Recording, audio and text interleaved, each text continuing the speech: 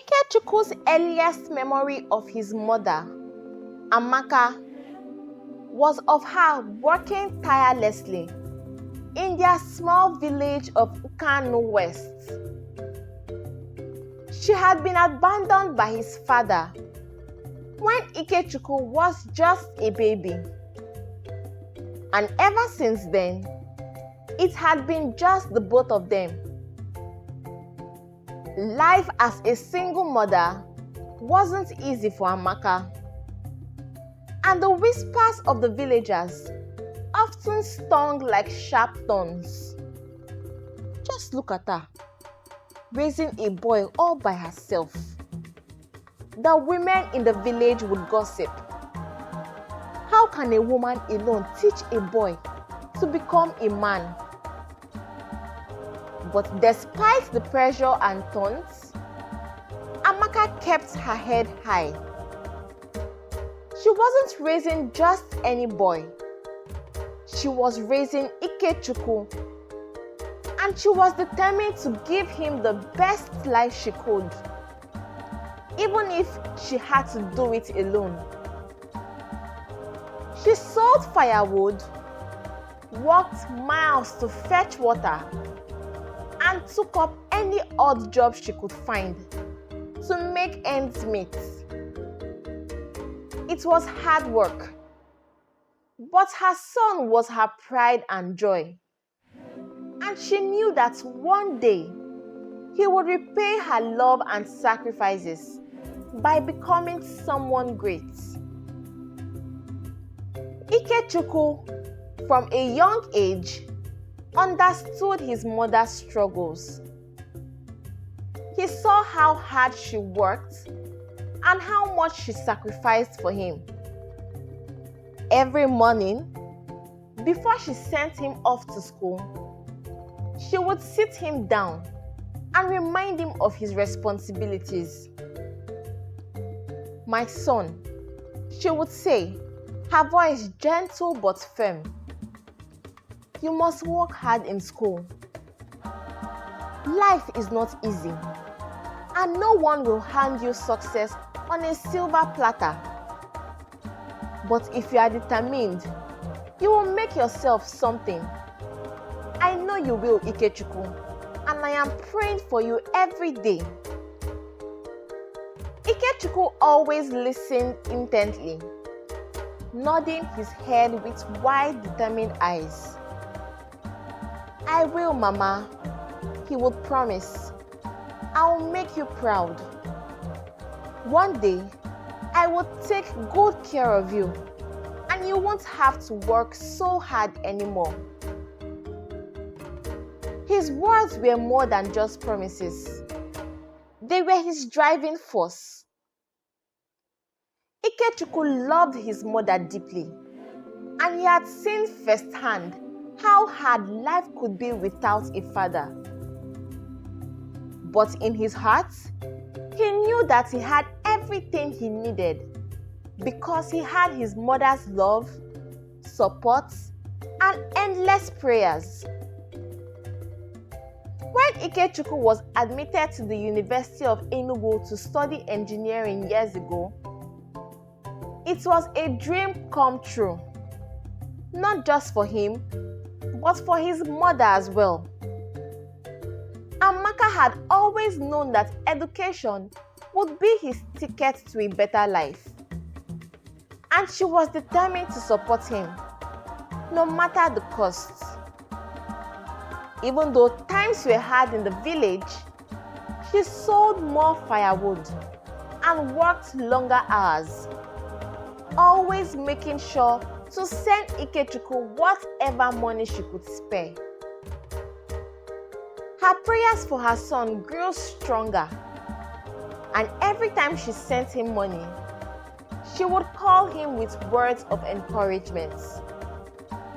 "My son, remember why you are in school," she would say over the phone. "Focus on your studies and stay away from bad friends. I pray for you every day, Ikechukwu, and I know that God will guide your steps." Ikechukwu took his mother's words to heart.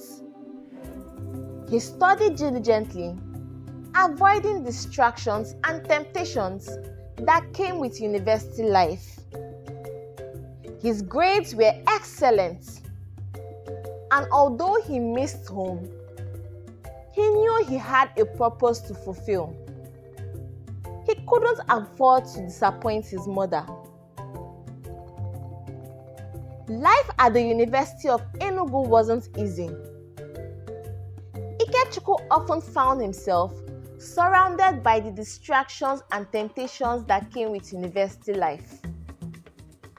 Many of his classmates came from wealthier backgrounds, driving flashy cars, wearing expensive clothes, and spending money recklessly. Some of his friends partied late into the night, while others fell into bad habits like gambling, drinking, and smoking. Ikechukwu, however, remained focused. His mother's sacrifices were always at the forefront of his mind.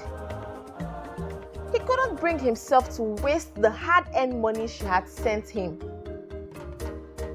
He often skipped social events, choosing instead to spend his time in the university library, studying late into the night. He knew what was at stake, and he was determined to succeed, not just for himself, but for his mother, the woman who had given everything to see him thrive. There were times when the pressure of his studies weighed heavily on him.